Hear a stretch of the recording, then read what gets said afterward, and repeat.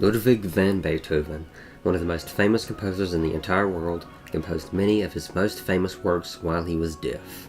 Beethoven began noticing issues with his hearing during his late 20s, which gradually worsened throughout his life until he completely lost his hearing around 1815, when he was about 45 years old. The compositions that he composed while fully deaf include his Ninth Symphony, Missa Solemnis, his late string quartets, 5 of his final piano sonatas, and many more lesser-known works. It is also worth counting his 7th and 8th symphonies, as these were completed only a few years earlier when he was nearly completely deaf. As his hearing worsened, Beethoven began to use a pencil or stick that he would hold with one end in his mouth with the other end resting on his piano. The reverberations through the pencil would help Beethoven hear music that he played on the piano. Although Beethoven's deafness caused a lot of difficulty for him socially, it actually wasn't that detrimental to his compositional abilities. After all, Beethoven composed some of his most significant works during his deafness. So how did he do it? How did Beethoven compose music without being able to hear anything? To understand this, we have to remember the time period that Beethoven lived. Composers simply did not have computer playback like we do today.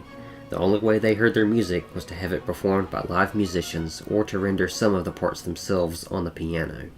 The piano, with its range and uniformity, made it the instrument of choice for composers to realize their music in lieu of the intended ensemble. The piano allowed composers to spot-check the harmonies and pacing of their music before the final draft is given to the intended ensemble. However, intensely contrapuntal works with thick textures or wide ranges could only be performed on a single piano sections at a time, requiring some imagination to piece together the fragments. Questions of instrumentation such as color, range, difficulty, and dynamics are necessarily solved by knowledge of the instruments and cannot be answered by relying on the piano sound alone. Piano virtuoso Franz Liszt provided transcriptions for Beethoven's symphonies that use the piano to its fullest extent, yet even his transcriptions are not able to capture the activity of every instrument, but only the main lines of focus. So, while the piano is an important tool for the composer, imagining the sound of the original ensemble is very much required, as one cannot go about composing all pieces of music as if they were first piano pieces. Beethoven was also known for taking very long walks through the wilderness and would carry a notebook with him to compose outside. This suggests that Beethoven was skilled at putting his imagination directly onto paper without needing to first check it on the piano. This activity is not really that spectacular, as many composers during the time, and even today, still compose directly from their mind onto the paper, without ever physically hearing the notes through their ear. In fact, a composer that cannot do this is disadvantaged, and really needs to practice transcribing notes from their head onto paper. So in conclusion, while Beethoven was deaf, it did not make him vastly more disadvantaged than the other composers at the time.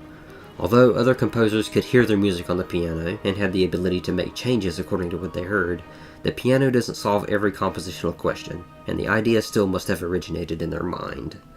With Beethoven's experience and his lifetime of composing music, he did not need to check his work with the piano, as he intuitively knew what would work and what would not. Beethoven was a great composer, but not because he was deaf. Beethoven made history with his unique voice, and this is what allowed his music to stand at the test of time. Thank you for watching. If you like this video, please consider subscribing and leaving a comment, and I will see you in the next video.